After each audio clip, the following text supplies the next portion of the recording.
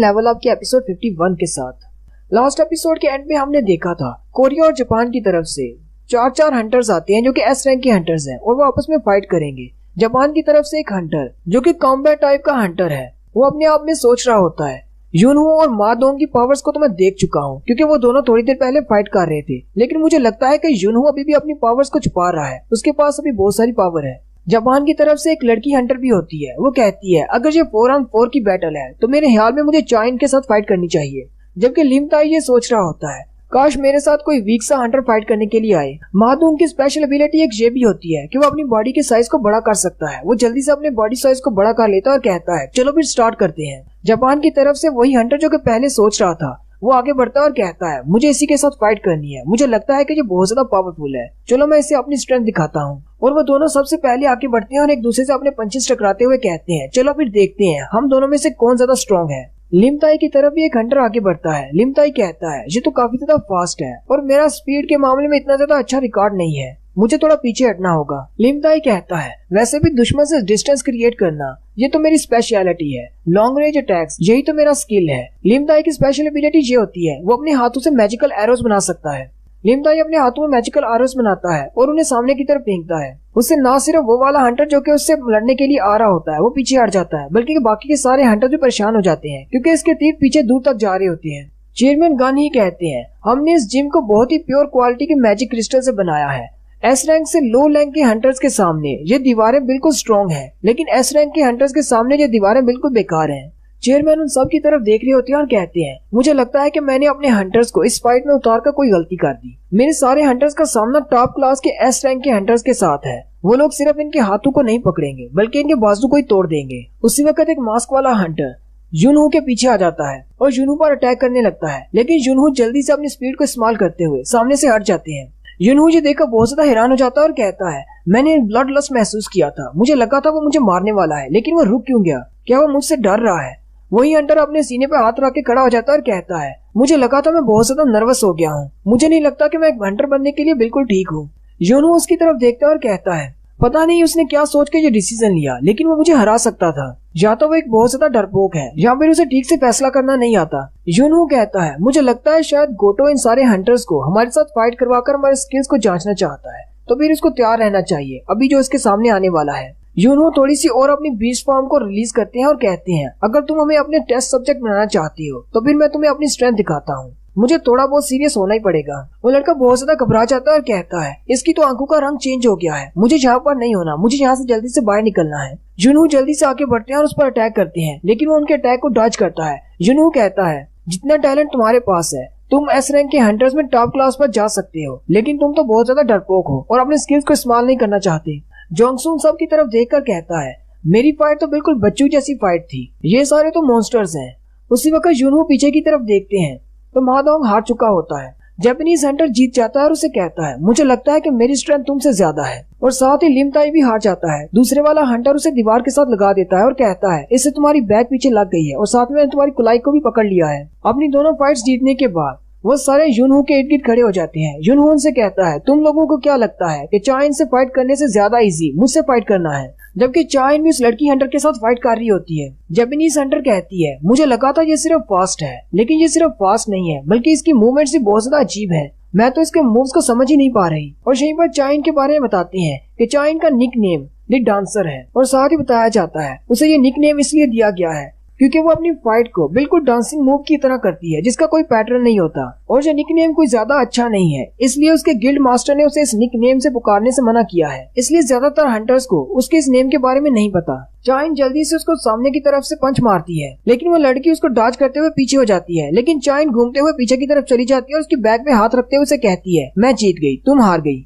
चाइन फिर जल्दी से यूनहो की तरफ जाती है और कहती है मुझे उसकी हेल्प करना होगी, वो 2 से अकेला फाइट कर रहा है। उसी वक्त वो मास्क वाला लड़का चाइन के पीछे आ जाता है और कहता है वो दोनों यूनहो के लिए काफी हैं, मुझे लगता है कि मुझे इस लड़की को हराना चाहिए। लेकिन वो जैसे ही चाइन के करीब पहुंचता है चाइन बड़ी तेजी के साथ उसके चेहरे पर पंचेस की बरसात कर देती है। जापानीज हंटर ये देखकर बहुत ज्यादा हैरान हो जाते हैं और कहते हैं इसके पंचेस तो बहुत ज्यादा फास्ट थे। वो कहते हैं शायद इसने 10 पंचेस एक साथ मारे हैं या फिर 14 भी हो सकते हैं। चाइन भी बहुत ज्यादा हैरान हो जाती है और कहती है मुझे लगता है कि मैंने कुछ ज्यादा ही पंचेस मार दिए। लेकिन चाइन के पंचेस खाने के बाद वो हंटर बहुत ज्यादा गुस्सा हो जाता है और उसकी पर्सनैलिटी चेंज हो जाती है। उसकी स्पेशल एबिलिटी ये होती है कि वो पर्सनैलिटी चेंज कर सकता है, यानी कि उसकी सेकंड पर्सनैलिटी बहुत ज्यादा ब्लड लस्ट वाली होती है। उसकी अपनी टीम के हंटर्स कह रहे होते हैं, जब इसकी पर्सनैलिटी चेंज हो जाती है ये तो अपने टीममेट्स को भी नहीं छोड़ता। ये तो बिल्कुल पागलों की तरह फाइट करता है और इसकी कोशिश होती है कि सामने वाले को मार डाले। रियोजी गोटो कहते हैं अगर कोरियन टीम से कोई जख्मी हो जाता है तो ये बहुत ज्यादा बुरा होगा, हम लोग तो सिर्फ उनकी एबिलिटीज को जांच रहे हैं। हानिकावा रियोजी से कहती है अगर हम किसी को रोकना चाहते हैं तो हमें जल्दी से उसे रोकना होगा क्योंकि वो चाइन को मारने वाला है, क्योंकि मुझे नहीं लगता कि हम लोग उनको कंपनसेट कर पाएंगे जितना डैमेज उसकी पर्सनैलिटी चेंज की वजह से चाइन को होने वाला है। चाइन उसके अटैक की वजह से नीचे गिर जाती है और वो हंटर जिसकी पर्सनैलिटी चेंज हो गई थी वो बहुत ज्यादा फास्ट हो जाता है और चाइन को किक मारने के लिए एक जबरदस्त स्टैंस लेता है। जैसे ही उसका पाँव चाइन के चेहरे के पास पहुंच जाता है, चाइन कहती है ये तो बहुत ज्यादा फास्ट है, अब मेरे बचने का कोई चांस नहीं। उसी वक्त जिनवू नीचे उतरता है और उसके पाँव को पकड़ लेता है। जिनवू उससे कहता है ये तो सिर्फ एक कंपटीशन है लेकिन तुम्हारा ब्लड लस्ट बहुत ज्यादा है। आई होप तुम्हें बुरा नहीं लगा होगा कि मैंने तुम्हें ऐसे आकर रोक दिया। लेकिन उस हंटर को बहुत ज्यादा गुस्सा होता है, चाइन को छोड़कर जिनवू पर अटैक करता है। अब जिनवू तो फिर जिनवू है। जिनवू बड़ी स्पीड के साथ उसके पीछे की तरफ चला जाता है और उसको बाजू से पकड़ते हुए उसके सर को दबाते हुए जमीन पर लेटा देता है। रियोजी हानिकावा से फिर से पूछता है तुमने अभी उसका मूव देखा, वो एक असैसिन टाइप है, क्या तुम पक्का कह सकती हो कि वो एक मैजिक टाइप है? हानिकावा रियोजी से कहती है ऑफिशियल वेबसाइट पर तो उसका यही लिखा हुआ है कि वो एक मेज क्लास का है। जिनवू चाइन से कहता है मुझे लगता है कि हम कोरियंस को अपनी हार मान लेनी चाहिए, वैसे भी हमारे 3 लोग हार चुके हैं। वो जुनवू की तरफ दिखाते हैं, वो भी हार चुका होता है। जुनवू कहता है हमारे स्किल्स और इनके स्किल्स में बहुत ज्यादा फर्क है, हम लोग इनसे वीक हैं, ये हमसे ज्यादा स्ट्रॉन्ग है। हालांकि मैं अपने बीस्ट मोड में भी नहीं जीत पाया। उसी वक्त हानिकावा आगे बढ़ती है और जिनवू से कहती है गोटो-सान तुमसे कुछ कहना चाहते हैं। रियोजी गोटो आगे बढ़ता है और जिनवू से कहता है मैंने सुना है कि तुम्हारा नाम जिनवू है और तुम अभी अभी एक एस रैंक के हंटर बने हो, क्या हम दोनों एक बैटल कर सकते हैं 1-on-1? जिनवू गोटो की तरफ देखता और कहता है इसकी बॉडी से जो एनर्जी निकल रही है उससे मुझे पता चल रहा है कि आखिर ये क्या कहना चाहता है। बिना ट्रांसलेटर के भी समझ आ रही है, इसे मेरी एबिलिटीज को जांचना है कि मैं कितना ज्यादा स्ट्रॉन्ग हूँ। जिनवू हल्का सा मुस्कुराता है और कहता है मुझे नहीं पता कि इसके इंटेंशंस क्या है, लेकिन मुझे खुद भी देखना है कि मैं कितना ज्यादा स्ट्रॉन्ग बना हूँ। मेरा लेवल 97 तक पहुंच चुका है लेकिन मैंने अभी तक अपनी पावर्स को टेस्ट नहीं किया। गोटो उसकी तरफ देखता है और उसे गुस्सा आ जाता है क्योंकि जिनवू स्माइल कर रहा होता है। गोटो को लगता है शायद वो उस पर स्माइल कर रहा है। हानिकावा गोटो रियोजी से कहती है जिनवू ने इस ऑफर को एक्सेप्ट कर लिया है लेकिन उसकी एक कंडीशन है। रियोजी हानिकावा से कहता है कौन सी कंडीशन है? हानिकावा उसे कहती है जिनवू ये फाइट तभी करेगा जब रियोजी गोटो अपनी फुल पावर के साथ उससे फाइट करेंगे। रियोजी जिनवू की तरफ देखता और कहता है क्या ये लड़का वाकई में सीरियस है या फिर ये मेरा मजाक उड़ा रहा है? रियोजी अपनी हीलर की तरफ देखता और कहता है हमारे पास एक एस रैंक की हीलर है, इसलिए हमें ज्यादा टेंशन लेने की जरूरत नहीं, चाहे कितना भी डैमेज क्यों ना हो। रियोजी अपनी हीलर से कहता है अगर कोई भी इंजर्ड होता है तो उसको हील कर देना। साथ ही वो जिनवू की तरफ इशारा करके कहता है और इस लड़के को तो खास तौर पर हील करना। महादुंग जिनवू की तरफ देखता और कहता है तो ये हमारा कोरिया का 10वां एस रैंक का हंटर है तो ये काफी ज्यादा स्ट्रॉन्ग, लेकिन क्या ये रियोजी गोटो के सामने टिक पाएगा? चाइन जुनहू से कहती है तुमने कहा था कि तुम जिनवू को जानते हो, तो फिर क्या तुम इसको रोकने नहीं वाले? क्या तुम इन दोनों के मैच को रोकोगे नहीं? युनहू कहता है वैसे तो मेरा नॉर्मल रिस्पॉन्स ऐसा ही होना था क्योंकि रियोजी गोटो बहुत ज्यादा पावरफुल है, लेकिन मैं ये मैच देखना चाहता हूँ। मैं देखना चाहता हूँ कि जिनवू कितना ज्यादा स्ट्रॉन्ग हुआ है। साथ ही युनहू ये सोच रहे होते हैं मुझे ये बात पता है कि जिनवू स्ट्रॉन्ग हो रहा है और वो ग्रो करता है, लेकिन मुझे ये नहीं पता कि लास्ट टाइम जब मैंने उसको देखा था उसके बाद से इसने अब कितना ग्रो किया है।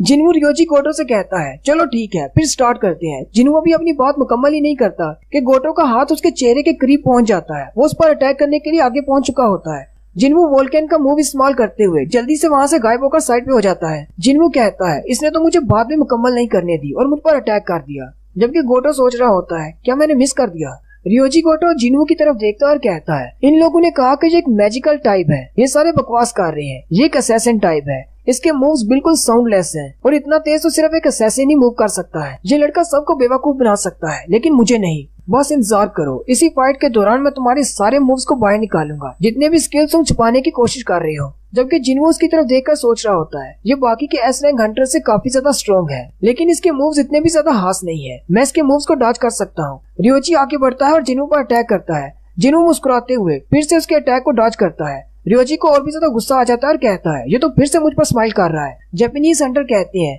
क्या हमें रियोजी को रोकना चाहिए, वो इस मैच को कुछ ज्यादा ही सीरियसली ले रहा है। चाइन भी उसी तरफ देख रही होती है और कहती है जिनवू तो उसके अटैक्स को डॉज किए जा रहा है और साथ में मुस्कुरा भी रहा है, जिससे गोटो को और भी ज्यादा गुस्सा आ रहा है और वो उसके ऊपर और भी ज्यादा तेजी से अटैक कर रहा है। चोई जोंग भी बाहर से आ जाता है और कहता है मैं तो सिगरेट पीने के लिए बाहर गया था, यहाँ पर तो कुछ बहुत ज्यादा इंटरेस्टिंग हो रहा है। गोटो जिन्हू पर अटैक पे अटैक किए जा रहा होता है और कहता है मुझे लगता है सिर्फ किस्मत से बच रहे हो। गोटो सोच रहा होता है अगर मैं अपनी फुल स्ट्रेंथ को इस्तेमाल नहीं करता तो मुझे लगता है शायद मैं इससे हार जाऊंगा। साथ ही गोटो कहता है अब मैंने अपना माइंड चेंज कर लिया, मुझे इसके स्किल्स नहीं देखने, मुझे तो बस इसको मारना है। जैसे ही उसका ब्लड लस्ट एक्टिवेट होता है, जिन्हू के पास विंडो ओपन होती है और उसे कहा जाता है कि तुम्हारे दुश्मन का ब्लड लस्ट मोड एक्टिवेट हो गया है। जिन्हू कहता है अगर इसका ब्लड लस्ट थोड़ा सा और बढ़ गया तो मेरा सिस्टम मुझे कहेगा कि इसे मार डालो और फिर मुझे इसे मजबूरन मारना पड़ेगा, नहीं तो मुझे पेनल्टी दी जाएगी। और यहीं पर हमारी एपिसोड 51 का एंड होता है। एक्सप्लेनेशन अच्छी लगी हो तो कमेंट करके जरूर बताएं, चैनल को सब्सक्राइब कर दें, वीडियो को लाइक और शेयर कर। हेलो गाइस, कैसे हैं आप सब लोग। लेवल अप के एपिसोड 52 के साथ हाजिर हूँ। लास्ट एपिसोड के एंड पे हमने देखा था जिन्हू और रियोजी गोटो के दरमियान एक फाइट हो रही होती है। रियोजी गोटो जिन्हू के मुस्कुराने की वजह से काफी ज्यादा गुस्सा हो जाता है और अपने ब्लड लस्ट मूड में चला जाता है, जिसकी वजह से जिन्हू कहता है अगर ये इसी तरह अपने ब्लड लस्ट को बढ़ाता रहा तो मेरे पास विंडो ओपन हो जाएगी और इसको मारने के अलावा मेरे पास कोई रास्ता नहीं बचेगा। गोटो बड़ी स्पीड के साथ जिन्हू पर अटैक करता है, लेकिन जिन्हू जल्दी से उसके हाथ को पकड़ लेता है बजाय उसकी कलाई को पकड़ने के, और साथ ही वो मुस्कुरा रहा होता है। जिन्हू गोटो से कहता है अगर मैं थोड़ा सा भी स्लो होता तो तुमने तो मेरी आंख ही निकाल दी थी। गोटो भी जिन्हू की तरफ देखकर हैरान होता है और कहता है इसने मेरी रिस्ट को क्यों नहीं पकड़ा, इसने मेरे हाथ को क्यों पकड़ा है, अगर ये मेरी कलाई को पकड़ता तो ये मैच खत्म हो जाता और ये जीत जाता। जिन्हू हंसते हुए उससे कहता है मैंने तुम्हारे हाथ को इसीलिए पकड़ा है क्योंकि मैं भी नहीं चाहता कि ये मैच खत्म हो, और मैं ये अच्छी तरह से जानता हूँ कि तुम भी इस मैच को इस तरह खत्म नहीं करना चाहते। साथ ही वो दोनों बहुत ज्यादा गुस्सा हो जाते हैं और अपनी पावर्स को रिलीज करते हैं। उनकी पावर्स को रिलीज होते देखकर युनहू और चाहिन भी बहुत ज्यादा हैरान हो जाते हैं। जिन्हू और गोटो अपनी फुल पावर्स के साथ जैसे ही आगे बढ़कर फाइट करने लगते हैं, उसी वक्त उनके अपने अपने साथी आगे बढ़ते हैं, उनको पकड़ लेते हैं। जिन्हू को चाहिन और युनहू ने पकड़ रखा होता है, जबकि गोटो को भी उसके गिल्ड के बंदे पकड़ लेते हैं। जबकि गोटो की गिल्ड का एक हंटर उन दोनों के दरमियान आइस के बड़े बड़े क्रिस्टल्स बना देता है ताकि वो एक दूसरे तक न पहुंच सके। व्हाइट टाइगर गिल्ड के मास्टर जिन्हू से कहते हैं हमें इस मैच को यहीं पर खत्म करना होगा। 4 दिन बाद इस बंदे ने हमारी रेड को लीड करना है जो कि जेजू आइलैंड पर जाने वाली है। अगर तुमने इसको जख्मी कर दिया तो फिर हम क्या करेंगे। युनहू जल्दी से हानिकावा से कहते हैं अपने मास्टर को बोलो इस मैच को यहीं पर खत्म कर दे, हमारी आज की प्रैक्टिस सेशन यहीं पर खत्म होगा। हानिकावा से कहती है ठीक है मैं अभी कहती हूँ। जिन्हू भी थोड़ा सा शांत हो जाता है। युनहू से कहते हैं क्या मैं इंटरफियर तो नहीं कर रहा। जिन्हू कहता है नहीं कोई बात नहीं, तुमने ठीक किया। महादुंग जिन्हू से कहते हैं तुम तो काफी ज्यादा अमेजिंग हो, तुम तो गोटो के साथ टो टो फाइट कर रहे थे, तुम तो वाकई में एस रैंक कहलाने के लायक हो। महादुंग आगे बढ़ते हैं और जिन्हू से कहते हैं तुम्हारी बॉडी तो बहुत ज्यादा हार्ड है, मेरे पास बहुत सारे मैजिशियंस हैं, अगर तुमने अभी तक किसी गिल्ड को ज्वाइन नहीं किया तो मेरे गिल्ड में आ जाओ, मुझे तुम्हारे जैसे असैसिन की जरूरत है। उसी वक्त ऊपर से चोईजोंग बोलता है और कहता है मास्टर महादुंग ये एक मैजिक टाइप हंटर है, कोई असैसिन नहीं है। महादुंग ये सुनकर वो भी ज्यादा हैरान हो जाते हैं।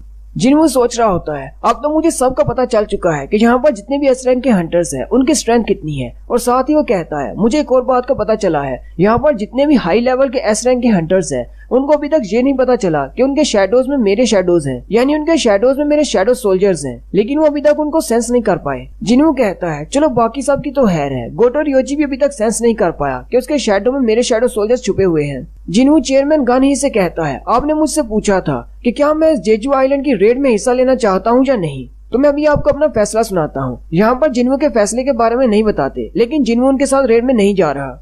जबकि उसी वक्त रियोजी गोटो का चेहरा दिखाते हैं जो कि पसीने से तरबतर होता है और वो बहुत ज्यादा परेशान होता है क्योंकि उसने जिन्हू की पावर्स देखी हैं। नेक्स्ट सीन फिर से व्हाइट टाइगर गिल्ड की बिल्डिंग का होता है। मास्टर युनहू अभी भी अपने ऑफिस में बैठे होते हैं और यही सोच रहे होते हैं क्या ये वाकई में पॉसिबल है कि कोई ऐसा हंटर जो कि मुसलसल ग्रो करता है। जिन्हू को डबल अवेकनिंग मिली है लेकिन वो ग्रो करता जा रहा है। लास्ट टाइम जब मैं उससे मिला था उसकी स्ट्रेंथ उससे भी बढ़ चुकी है। मास्टर युनहू कहते हैं मुझे नहीं लगता कि उसकी प्राइस क्या होगी क्योंकि वो बहुत ज्यादा पावरफुल है। मैं तो उसे अपने हंटर गिल्ड में लाना चाहता था लेकिन ये अब नामुमकिन लगता है। मुझे लगता है शायद मुझे अपने प्लान बी को इनिशिएट करना होगा। वो जल्दी से अपने मोबाइल में देखते हैं जेजू आइलैंड पर जाने वाले हंटर्स की लिस्ट जारी की जाती है, लेकिन मास्टर युनहू ये देखकर बहुत ज्यादा हैरान हो जाते हैं क्योंकि उस लिस्ट में जिन्हू का नाम नहीं होता। इसका मतलब यह है कि जिन्हू उनके साथ जेजू आइलैंड की रेड पर नहीं जाने वाला। रियोजी गोटो अपने गिल्ड के 11वें एस रैंक के हंटर्स को कॉल करता है और कहता है हमने जितना सोचा था यहाँ के एस रैंक के हंटर्स उससे भी ज्यादा पावरफुल है। वो अलग बात है कि सारे एस रैंक के हंटर्स पावरफुल नहीं है, लेकिन एक है जो कि बहुत ज्यादा पावरफुल है।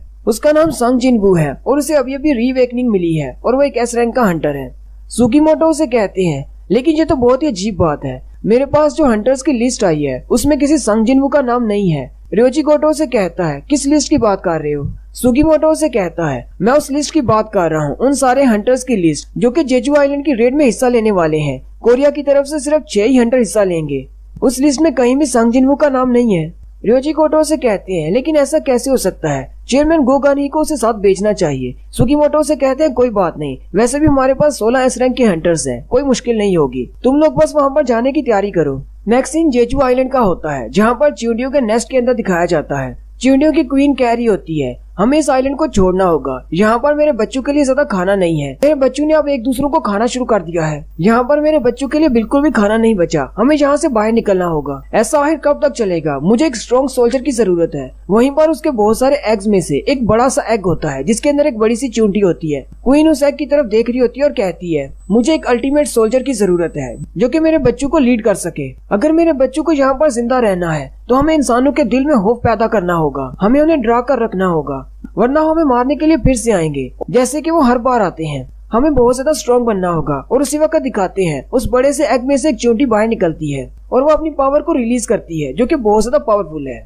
नेक्स्ट सीन जिन्हू के अपार्टमेंट का होता है। जिन्हू अपनी मॉम को लेकर घर पर आता है। जिन्हू क्योंकि काफी दिन तक डीमन कासल में था इसलिए पूरा घर गंदा हो चुका होता है क्योंकि जिन्ना ने बिल्कुल भी सफाई नहीं की होती। मॉम से देखकर बहुत ज्यादा हैरान हो जाती है और कहती है 4 साल की नींद के बाद घर पर आकर सफाई करना अच्छा लगेगा मुझे। मॉम हंसते हुए उनसे कहती है चलो हम सब लोग मिलकर सफाई करते हैं। फिर वो तीनों सफाइयां करना शुरू कर देते हैं। मॉम उनसे कहती है हमारा घर तो काफी ज्यादा पुराना हो चुका है, हर जगह से गंदा हुआ पड़ा है। जिन्हू उनसे कहता है जब से हम लोग बच्चे हैं तब से हम लोग इसी घर में रह रहे हैं इसलिए ये ऐसा है। साथ ही जिन्हू की मॉम जिन्हू से कहती है जब मैं 4 साल तक सो रही थी क्या इस दौरान तुम्हें अपने पापा के बारे में कुछ पता चला? जिन्हू थोड़ा सा उदास हो जाता है और मॉम से कहता है नहीं मुझे पापा के बारे में कुछ भी नहीं पता चला।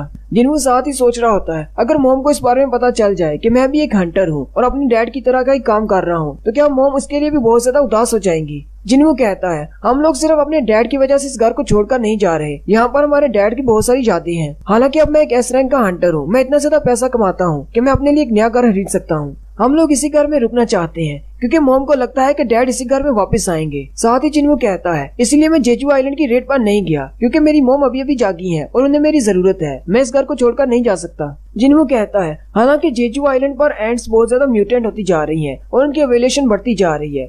कोरिया ने वहाँ पर 3 रेड्स की थी और तीनों रेड्स के दौरान उन्हें मुख्तलिफ तरह की चींटियां मिली थी। पहली जनरेशन अलग थी जबकि दूसरी उससे भी अलग और तीसरी उससे भी ज्यादा इवॉल्व थी। क्योंकि रेड शुरू होने में ज्यादा वक्त नहीं है इसलिए टीवी पर सिर्फ यही न्यूज चल रही है। उन चींटियों के बारे में बताया जा रहा है कि वो चींटियां कितनी ज्यादा पावरफुल है।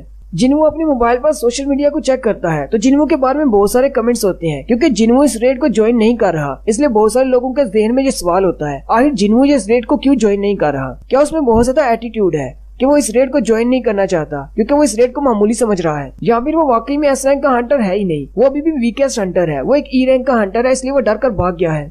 जिन्हू गली में चलता हुआ जा रहा होता है और कहता है मुझे इन सारे हेट कमेंट से कोई फर्क नहीं पड़ता लेकिन पता नहीं जिन्ना क्या रिएक्ट करेगी। उसी वक्त जिन्हू को जिन्हो की कॉल आती है। जिन्हू उससे पूछता है क्या तुम अभी भी होटल में रह रहे हो? जिन्हो से कहता है नहीं, मैंने अपनी मॉम को कॉल की थी और मेरी मॉम ने मेरे रहने के लिए एक प्लेस का अरेंज किया है और हम लोग इसी जगह को अपना ऑफिस बनाएंगे, अगर तुम देखना चाहो तो आकर देख सकते हो। जिन्हो जल्दी से उस जगह पर चला जाता है। जिन्हो से कहता है अगर हम अपना एक गिल्ड स्टार्ट करने वाले हैं तो हमें एक ऑफिस की जरूरत पड़ेगी और ये वाली जगह तो आपके घर से भी ज्यादा दूर नहीं है। जिन्हो से कहता है ये कुछ ज्यादा बड़ी नहीं, सिर्फ हम दोनों के लिए। जिन्हो से कहता है सिर्फ हम 2 लोग नहीं है, एक गिल्ड शुरू करने के लिए हमें 3 लोगों की जरूरत है। जिन्हो कहता है इसका मतलब हमें एक और हंटर को रिक्रूट करना होगा। साथ ही जिन्हो सोच रहा होता है मेरे पास एक हंटर है जो कि इस पोजीशन के लिए बिल्कुल परफेक्ट रहेगा। साथ ही जिन्हो से कहता है एक और बात है जो मुझे तुमसे करनी है, एक फॉरेनर हंटर है जो तुमसे मिलना चाहता है। जिन्हो से कहता है वो कौन है? जिन्हो अपनी जेब से उसका कार्ड निकालता है और कहता है वो 17 सितंबर तक यहीं पर रुका हुआ है, वो तुमसे मिलना चाहता है। जिन्हो जैसे जिन्हो के हाथ से बिजनेस कार्ड लेने लगता है उसी वक्त उसे कुछ महसूस होता है और जिन्हो जल्दी से अपने शैडो एक्सचेंज स्किल को इस्तेमाल करते हुए अपनी गली में चला जाता है। ये देखकर जिन्हो बहुत ज्यादा हैरान हो जाता है क्योंकि जिन्हो के सामने एक शैडो सोल्जर खड़ा होता है। जबकि जिन्हो उस शैडो सोल्जर की जगह पर चला जाता है उसी वक्त गली का सीन दिखाते हैं। एक पागल हंटर एक लड़की के गले पर चाकू रखकर खड़ा होता है और उस लड़की से कहता है अगर तू चिल्लाई तो तू यहीं पर मरेगी, तुझे पता है ना कि इस गली में कितने ज्यादा लोग मरे हैं। वो लड़की आगे से रो रही होती है और कहती है प्लीज मुझे छोड़ दो। वो हंटर उसे कहता है मुझे ये नेबरहुड बहुत ज्यादा पसंद है क्योंकि यहाँ पर किसी को भी मार दो किसी को फर्क नहीं पड़ता। उसी वक्त जिन्हो उसके पीछे खड़ा होता है और उसे कहता है मुझे भी ये नेबरहुड बहुत ज्यादा पसंद है लेकिन मुझे समझ नहीं आ रही तुम ये सब कुछ कर क्यों रहे हो। वो हंटर पीछे की तरफ घूमता है और जिन्हो से कहता है अब क्या तू मुझे यहाँ पर लेक्चर देने के लिए आया है? मेरे पास कोई भी रीजन नहीं है। मुझे बस ये करना पसंद है, मैं तो मजे के लिए ये सब कुछ करता हूँ। और साथ ही वो जिन्हों पर अटैक करने के लिए आगे बढ़ता है और जिन्हों के कंधे पर हाथ रख के कहता है, जब भी मैं अपने आप से किसी कमजोर चीज को देखता हूँ तो मेरा दिल करता है कि उसको मार डालूं। लेकिन जिन्हों भी उसे कहता है, मुझे तुम्हारी बात की समझ आ रही है। वो हंटर बहुत ज्यादा घबरा जाता है क्योंकि अपना नाइफ उसने जिन्हों के सीने पर लगाया होता है, लेकिन वो अंदर दंस ही नहीं रहा होता। जिन्हों की बॉडी इतनी ज्यादा हार्ड है। उसी वक्त पलक झपकने की स्पीड में जिन्हों उसी के नाइफ से उसकी बॉडी पर बहुत सारे कट लगाता है, जबकि उसके पाँव के टेंडेंट्स को भी काट देता है। वो नीचे गिरकर चिल्लाना शुरू कर देता है। जिन्हों उस हंटर से कहता है, आज आधी रात होने से पहले अपने आप को पुलिस के हवाले कर दो अगर तुम जिंदा रहना चाहती हो। वहीं पर जिन्हों अपने एक ऑर्क शैडो को निकालता है और कहता है, अगर ये 12 बजे से पहले अपने आप को पुलिस के हवाले नहीं करता तो इसे मार डालना। साथ ही जिन्हों पीछे की तरफ मुड़ जाता है और कहता है, पता नहीं मेरे शैडो सोल्जर के पास इतनी अक्ल होगी या नहीं, कहीं वो 12 बजे से पहले इसको मार ना दे। फिर जिन्हों वापस अपने घर की तरफ चल पड़ता है और कहता है, कल जेजू आइलैंड की रेड स्टार्ट होने वाली है। और अब हम लोग नेक्स्ट एपिसोड में जेजू आइलैंड की रेड देखेंगे कि 16 एस रैंक के हंटर्स जेजू आइलैंड पर जाकर क्या करने वाले हैं। यहीं पर हमारी एपिसोड 52 का एंड होता है। एक्सप्लेनेशन अच्छी लगी हो तो कमेंट करके जरूर बताएं। चैनल को सब्सक्राइब कर दें, वीडियो को लाइक और शेयर कर दें। हेलो गाइस, कैसे हैं आप सब लोग। लेवल अप की एपिसोड 53 के साथ हाजिर हूँ। अगर अभी तक किसी ने मेरे चैनल को सब्सक्राइब नहीं किया हुआ तो चैनल को सब्सक्राइब कर दें, वीडियो को लाइक और शेयर कर दें। शुक्रिया। तो आज जेजू आइलैंड की रेड स्टार्ट होने वाली है। एक हेलीकॉप्टर में कोरिया की तरफ से 6 हंटर्स जेजू आइलैंड की तरफ निकल पड़ते हैं, जबकि उसी वक्त दूसरे बाकी सारे कंट्रीज जो कि जेजू आइलैंड के इर्द गिर्द हैं, उनके सीज में दिखाया जाता है कि बड़ी बड़ी शिप्स रेडी हो जाती हैं कि अगर कोई चूंटियां वहां से उड़कर बाहर निकलती हैं तो उन सबको मारा जा सके, जिनमें चाइना और ताइवान के सीज शामिल हैं। जबकि जेजू आइलैंड के करीब बहुत सारे बड़े बड़े जहाज जाते हैं जो कि हाईटेक मिलिट्री वेपन से लोडेड हैं ताकि चींटियों को बाहर निकलने से रोका जा सके। जेजू आइलैंड के इर्द गिर्द जितनी भी शिप्स होती हैं उन सब की कमांड जोंगसू के पास होती है। जोंगसू आपको पता होगा कोरिया के टॉप 5 गिल्ड्स में से जीसाडान गिल्ड का गिल्ड मास्टर है, जो कि एक ए रैंक का हंटर है। जोंगसू अपने साथियों से कहता है, अपने आप में जरा भी डर को पैदा मत होने दो, वरना चींटियां तुम्हारे अंदर डर को महसूस कर लेंगी और सबसे पहले तुम्हें मारने के लिए आएंगी। जोंगसू का वॉइस मास्टर उसे कहता है, लेकिन क्या ये सारी बात हम पर भी अप्लाई होती है? हम लोग तो जेजू आइलैंड से बहुत ज्यादा दूर हैं। मास्टर से कहते हैं, हम लोगों को अपनी तैयारी मुकम्मल रखनी चाहिए, किसी वक्त कुछ भी हो सकता है। अगर कोई चींटी वहाँ से उड़कर हमारी तरफ आती है तो हमें रास्ते में उसे मारना होगा, शहर तक पहुँचने नहीं देना। उसी शिप पर फेम गिल्ड के मास्टर मादोंग भी होते हैं। वो अपने साथियों से कहते हैं, मैं जेजू आइलैंड की रेड में जा रहा हूँ, जबकि तुम सब लोग यहीं पर रुकना और बाहर निकलने वाली चींटियों को मार डालना। मादोंग का वाइस मास्टर कहता है, लेकिन मैं यहाँ पर क्या करूँगा, ये सारा एरिया तो नाइट्स ने संभाल रखा है। मास्टर मादोंग उसे कहते हैं, तुम काफी ज्यादा टैलेंटेड हो, तुम इन सबको कॉम्बैट की ट्रेनिंग दे सकती हो क्योंकि वो सारे तो टैंक नाइट्स हैं। वाइस मास्टर उनसे कहते हैं, मास्टर मादोंग, मैं चाहूंगा कि आप सेफली वापस आ जाएं। ये वाला सीन इन सारे हंटर्स के हेलीकॉप्टर में बैठने से पहले का है। वहीं पर रिपर गिल्ड के मास्टर लिमताई भी होते हैं, जो कि कॉल सुन रहे होते हैं और उनसे कहा जा रहा होता है कि मिनसांग को फ्रंट पे भेज दिया गया है। लिमताई बहुत ज्यादा परेशान होते हैं और कहते हैं, तुमने हमारे मिनसांग को फ्रंट पे क्यों भेजा? तुम्हें पता है मैंने उस पर कितना ज्यादा पैसा खर्च किया है, वो हमारा हीरो है। अब तुम ये कैसी बात कर रही हो? क्या हम उसकी पोजीशन चेंज नहीं कर सकते? अच्छा ठीक है, उसे कहो कहीं पर चुप कर रहे जब तक कि ये सारा मसला हल नहीं हो जाता। मैं नहीं चाहता कि मेरा ली मिनसंग वहाँ पर मारा जाए। और उसी वक्त मेनलैंड का भी सीन दिखाते हैं कि जितने भी हंटर्स बच जाते हैं बाकी सारे गिल्ड्स की तरफ से, उन सबको मेनलैंड पर मुख्तलिफ हिस्सों पर डिप्लॉय कर दिया जाता है, क्योंकि अगर कुछ चींटियां बचकर मेनलैंड पर पहुंच जाती हैं तो वहाँ पर कुछ हंटर्स होने चाहिए जो उन चींटियों को मार सके और आम लोगों को बचा सके। कोरिया के 9 गिल्ड के जितने भी बाकी के हंटर्स होते हैं, लो रैंक के हंटर्स, ए रैंक से नीचे के, वो सारे डिप्लॉय कर दिए जाते हैं। जबकि जूही और मिस्टर सोंग जो कि रिटायर हो चुके हैं, उनको भी बुलाया जाता है और कहा जाता है कि तकरीबन 5000 ऐसे हंटर्स हैं जो कि इस वक्त साउथ कोरिया की सेफ्टी के लिए बाहर निकले हैं ताकि साउथ कोरिया को बचाया जा सके। और फिर हमारे 6 एस रैंक के हंटर्स हेलीकॉप्टर में बैठकर आइलैंड की तरफ निकल पड़ते हैं। उन एस रैंक के हंटर्स के साथ एक ए रैंक का हंटर होता है जो कि कैमरामैन है। कैमरामैन उनसे कहता है, मैं इस टीम का कैमरामैन हूँ, इस सारी रेड को लाइव रिकॉर्ड किया जाएगा और इसको टेलीकास्ट किया जाएगा हर न्यूज चैनल पर। आप लोगों को अपनी मिस्टेक्स के लिए परेशान होने की जरूरत नहीं, क्योंकि हम लोग इसकी लाइव वीडियो नहीं चलाएंगे, हम लोग इसे 10 मिनट के डिले के साथ चलाएंगे और अगर इसमें कोई ऐसी बात होती है तो इसको एडिट कर दिया जाएगा या फिर कट कर दिया जाएगा। मास्टर यूनहू कहते हैं, पता नहीं चेयरमैन गोकान ही क्या सोच रहे हैं, उन्होंने कैमरामैन को यहाँ पर क्यों भेज दिया, ये मिशन बहुत ज्यादा खतरनाक होने वाला है। मास्टर मादोंग कैमरामैन से कहते हैं, वैसे तो ये हमारी हंटर्स की जिम्मेदारी है कि लोगों की हिफाजत करना, लेकिन हम लोग एक एस रैंक की डंजन को क्लियर करने के लिए जा रहे हैं, इसलिए मैं तुम्हें पहले ही कहना चाहता हूँ, वहाँ पर तुम्हें अपना ख्याल खुद रखना होगा। कैमरामैन के पास उसकी तलवार होती है और उनसे कहता है, मैं आपको सिर्फ कैमरामैन लग रहा हूँ, लेकिन मैं एक ए रैंक का हंटर हूँ, मुझे डंजन्स में जाकर मॉन्स्टर्स को मारना अच्छा नहीं लगता, इसलिए मैंने कैमरामैन का काम चुना। कैमरामैन उनसे कहता है, एक हंटर होना मेरी साइड जॉब है। वैसे मैं कैमरामैन का काम करता हूँ। मैंने बहुत सारी डंजन्स के अंदर इस तरह की वीडियोस बनाई है। ये मेरी पहली बार नहीं है, लेकिन हाँ एस रैंक की डंजन में ये मेरा पहली बार है। मास्टर महादुंग उसे कहते हैं तुम्हें परेशान होने की जरूरत नहीं। चेयरमैन गोगानी ने तुम्हें इसीलिए यहाँ पर भेजा है क्योंकि उन्हें यकीन है कि उनका प्लान जरूर काम करेगा और किसी की भी जान नहीं जाएगी। कैमरामैन उनसे कहता है आपका बहुत बहुत शुक्रिया मेरी हौसला अफजाई करने के लिए। मास्टर महादुंग कहते हैं हमारे आइलैंड के लोग पहली बार एस रैंक की डंजन को क्लियर होते हुए देखेंगे और एस रैंक के हंटर्स को फाइट करते हुए, और शायद ये उनकी आखिरी बार भी हो सकता है।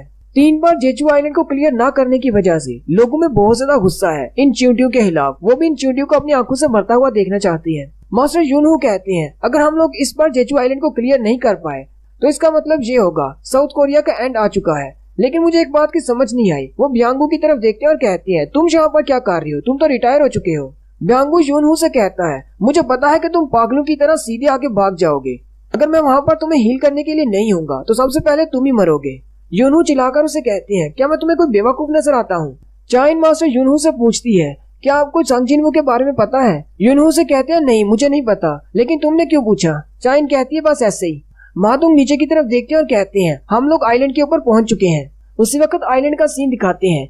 रियोजी गोटो की टीम पहले से वहां पर पहुंच चुकी होती है और वो चारों तरफ फैल चुके होते। वो जेचू आइलैंड के एक टाउन में खड़े होते हैं जो कि बिल्कुल सुनसान होता है। उनको वहां पर चींटियों की डेड बॉडीज मिलती हैं। रियोजी गोटो कहते हैं मुझे लगता है कि इनके दरमियान कोई प्रेडेटर है जो कि अपने आप को ही खाना शुरू कर दिया है इन्होंने। गोटो की टीम 4 हिस्सों में तकसीम होती है जिनके नाम अल्फा, ब्रेवो, चार्ली और डेल्टा होते हैं और वो आइलैंड की चारों तरफ होते हैं।